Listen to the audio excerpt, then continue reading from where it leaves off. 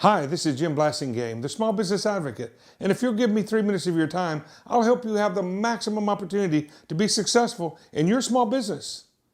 Now let's continue our series on how to buy a small business. Here are 4 more critical factors to consider when you're thinking about buying a business. First, old sellers are the best sellers. One of the best opportunities to acquire an existing business is when you can buy one from an owner who wants to retire from a business that's still viable. 2 good reasons are they're less likely to change their mind before the transaction is complete, and they're more likely to finance a larger part of the sale price to get monthly income. But notice I said still viable. Sometimes the end of the current owner's career coincides with the end of the life of the business. Don't buy a business that should also be retiring.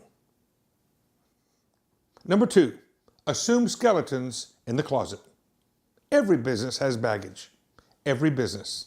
If your due diligence doesn't find any, you didn't look hard enough. Or even more dangerous, you want the deal so much that you rationalize what you found as not so bad. When you find the bad news, let the seller explain why it's there.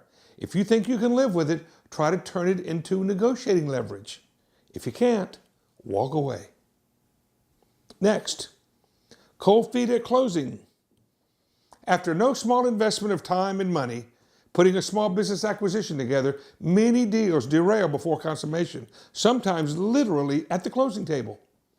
Last-minute reluctance doesn't have to kill the deal if you're prepared.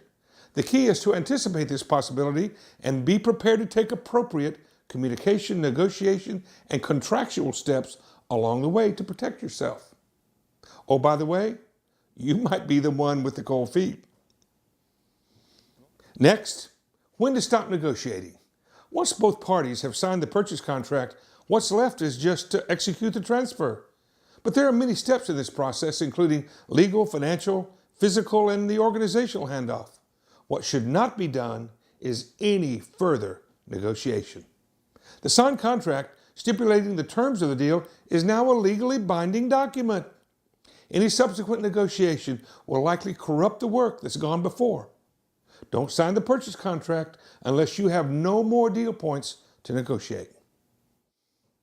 And finally, buying a business is likely the most important transaction you'll ever make. Do it for the right reasons. Be patient, resist the urgency of others, conduct proper due diligence, negotiate the best deal for yourself, and then be prepared to operate what you're buying. Write this on a rock. Just like in marriage, no one should enter into the state of business ownership inadvisably. This is Jim Blasingame. I'll see you on the radio or on the internet at smallbusinessadvocate.com.